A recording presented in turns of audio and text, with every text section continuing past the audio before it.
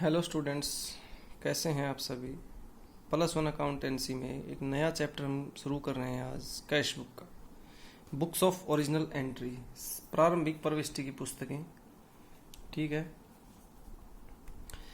तो इसके अंदर सबसे पहले थोड़ा सा हम वैसे बेसिक नॉलेज लेंगे, उसके बाद में थ्योरेटिकल पोर्शन है काफ़ी है, उसके बाद में न्यूमेरिकल स्टार्ट होएगा। तो देखिए क्या कह रहा है स्टूडेंट्स, ये थोड़ा समझना पड़ेगा हमें। ये कह रहा है कि जब बिजनेस का आकार छोटा होता है तो सारे लेन देन जो ट्रांजैक्शन होते हैं ना वो जर्नल में ही कर लेते हैं हम, जिसे बुक ऑफ ओरिजिनल एंट्री भी कहा जाता है, जर्नल या बुक ऑफ ओरिजिनल एंट्री।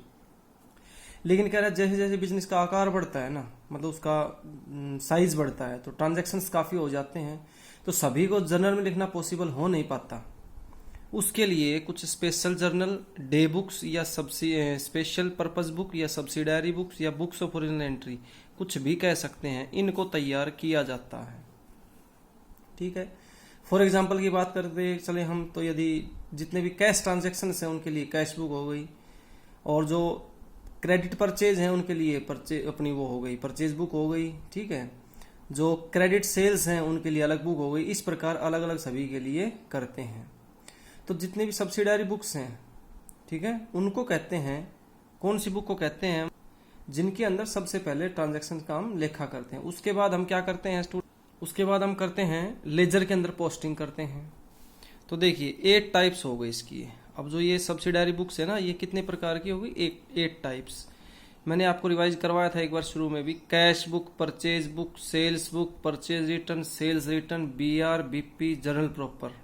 इस प्रकार से मैं फिर रिपीट कर रहा हूं एक बार, आपकी बुक में भी दे रखे हैं। Cash book, purchase book, sales book, purchase return, sales return, BR, bills receivable book, bills payable book और जर्नल प्रॉपर। ये 8 प्रकार की हो गई।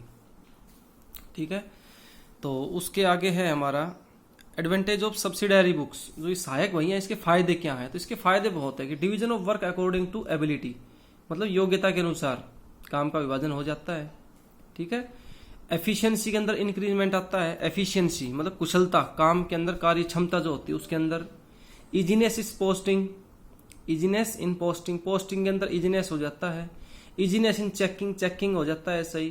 प्रोटेक्शन फ्रॉम फ्रॉड, फ्रॉड से भी बच जाता है। तो इस प्रकार कुछ एक फायदे हैं इसके सब्सिडारी बुक्स के ना। अब आता है कैश बुक। तो देखिए कैश बुक क्या होती है। तो अभी नंबर आया अपना कैश बुक का। तो कैश बुक क्या होती है, देखिए स्टूडेंट्स, कैश बुक का मतलब होता है कैश रिसिट्स। इस बुक के अंदर क्या क्या रिकॉर्ड करते हैं हम, कैश रिसिट्स हो, सारी की सारी कैश रिसिट्स, और सारी की सारी कैश पेमेंट। कैश रिसिट्स हो, कैश पेमेंट हो, उन सब का रिकॉर्ड यहां हम कर देते हैं।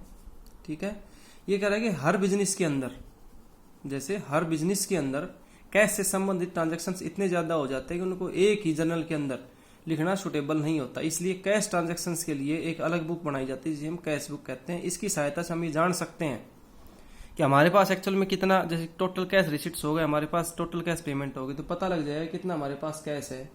ठीक है, कितना आने वाला है, इस टाइप से, मतलब कितना हमने पेमेंट कर दिया है, ये सारी की सारी। फिर ये कह रहा है कैश बुक ए सब्सिडारी बुक और ए प्रिंसिपल बुक। कैसे है ये, मतलब सब्सिडारी कैसे है, प्रिंसिपल कैसे। तो सब्सिडारी कैसे है बुक की, क्योंकि ये कह रहा है कि जब कैश बुक बनाते हैं ना, तो कैश से संबंधित लेन देनों को, जो इतने ट्रांजेक्शन होते हैं उनमें जर्नल में नहीं लिखते हम, बल्कि कैश और बैंक से संबंधित सभी लेन देनों को, ट्रांजेक्शन को हम इसी बुक्स में अंदर लिख देते हैं। तो इसलिए तो सहायक वही हो गई, सब्सिडारी बुक हो गई हमारी। प्रिंसिपल बुक क्यों है, क्योंकि कैश बुक जो है ना वो कैश अकाउंट का भी काम करती है। प्रिंसिपल बुक का मतलब क्या है, कैश बुक जो है वो कैश अकाउंट का भी काम करती है।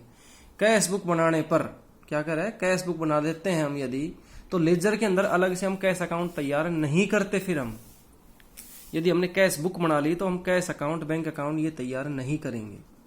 ठीक है स्टूडेंट्स, उसके बाद आता है cash account versus cash book. तो कैश अकाउंट क्या है, कैश बुक क्या है, इन दोनों में डिफरेंसेस क्या है। एक तो देखिए कह रहा है कैश अकाउंट के अंदर क्या हो गया, जो कैश ये जो है कैश अकाउंट के अंदर, ये लेजर के अंदर बनाया जाता है अकाउंट। जो कैश अकाउंट है ना, ये कहाँ बनाया जाता है, लेजर के अंदर एक अकाउंट बनाया जाता है। और जो कैश बुक है इसके अंदर सभी कैश ट्रांजैक्शंस के लिए हम बनाते हैं। एक अंतर तो ये हो गया इनका। कैश अकाउंट है अगला, इतना ये कह रहा है कि कैश अकाउंट जो है वो लेजर में खोला जाता है। इसमें जर्नल से वो की जाती है, हमारी पोस्टिंग की जाती है कैश अकाउंट के अंदर, जर्नल से पोस्टिंग की जाती है लेजर के अंदर। ठीक है, तो इस प्रकार से इनके अंदर ये डिफरेंसेस भी हैं, आपकी बुक के अंदर भी दे रखे हैं, थोड़ा सा हल्का सा एक बार रीड कर लेंगे हम उसको। Cash book is a journalised ledger. Journalised ledger का मतलब क्या हो गया कि जर्नल के रूप में खाता बही है। ये करें, कई बार एक क्वेश्चन आता है मन में, मान लीजिए स्टूडेंट, सपोज करें आप कि कैश बुक जो जर्नल है या लेजर है, तो एक जर्नल तो इसलिए है क्योंकि इसके अंदर जो ट्रांजैक्शंस हैं उनको सबसे पहले मेन डॉक्यूमेंट्स हैं उनके आधार पर लिखते हैं और इनके यहाँ से लेजर के अंदर पोस्टिंग की जाती है। और ये लेजर इसलिए है क्योंकि कैश अकाउंट का भी काम करती है ये जो कैश बुक है। ये जब ये कैश बुक बना लेते हैं तो हम लेजर के अंदर कैश अकाउंट तैयार नहीं करते हैं, इसलिए जर्नलाइज्ड लेजर कहा जाता है इसको।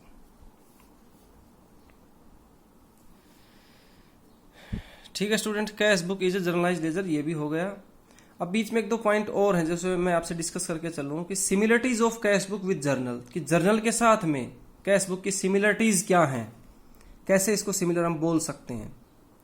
ठीक है, तो देखिए जर्नल के अंदर भी कैश बुक के अंदर भी जो मेन डॉक्यूमेंट है ना उनके आधार पर, उनकी सहायता से ही सबसे पहले ट्रांजैक्शंस करते हैं। तो जर्नल के और कैश बुक के अंदर एक तो ये सिमिलरिटीज ये हो गई दोनों के अंदर कि जो मेन डॉक्यूमेंट है ना, सोर्स डॉक्यूमेंट, उनकी सहायता से ही हम लिखते हैं। जर्नल की तरह ही कैश बुक के अंदर भी जो ट्रांजैक्शंस हैं उनको क्रोनोलॉजिकल मतलब डेट वाइज क्रम से लिखते हैं हम, एक ये समानता भी है।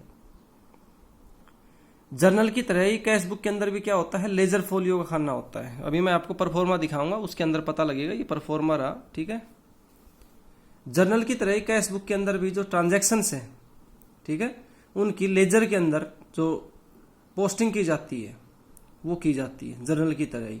तो ये इनके अंदर क्या हो गई, सिमिलरिटीज हो गई। उसके बाद में कह रहा है कि लेजर के साथ में इसकी भी कुछ सिमिलरिटीज हैं। तो कह रहा है कि लेजर के खाते की तरह इसका भी हम क्या निकालते हैं, बैलेंस निकालते हैं। लेजर के अंदर भी हम डेबिट साइड में 2 लिखते हैं, क्रेडिट साइड में बाई शब्द लिखते हैं, इसके अंदर भी हम 2 और बाई का प्रयोग करते हैं। एक ये भी सिमिलरिटीज हो गई, ठीक है कि नहीं है। उसके बाद में है,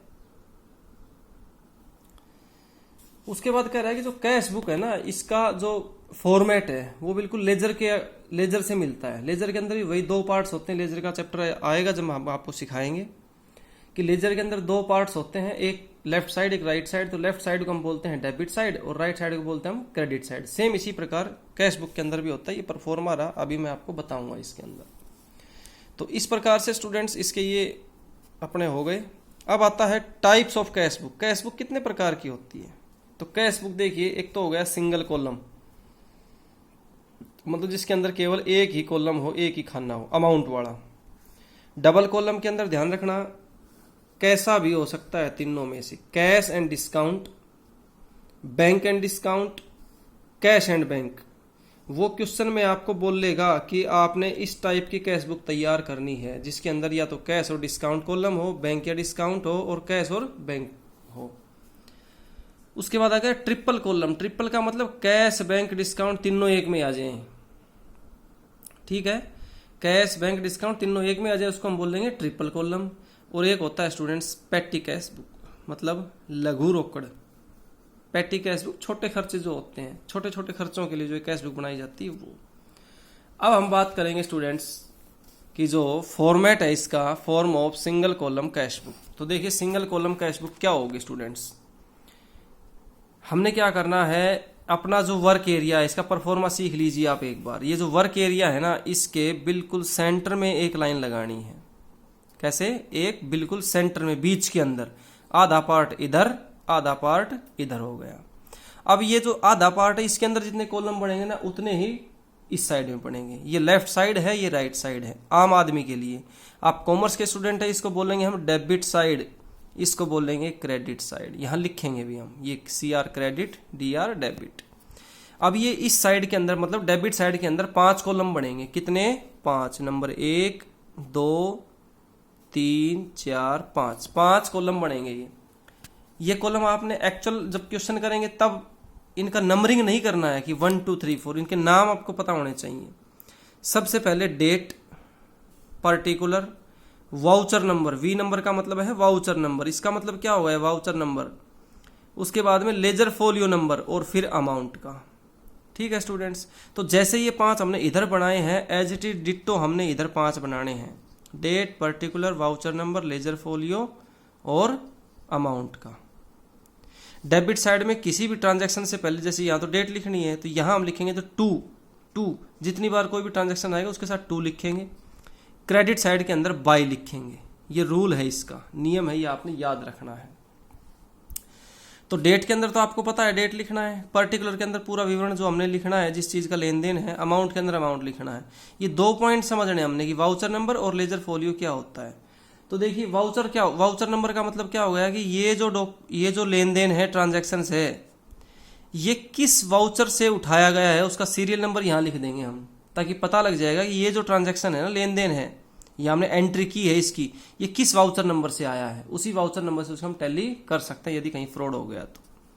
लेजर फोलियो के अंदर हम कर लेंगे कि लेजर फोलियो मतलब लेजर के अंदर किस पेज के ऊपर इस ट्रांजैक्शंस का रिकॉर्ड है, ये लेजर फोलियो के अंदर आएगा।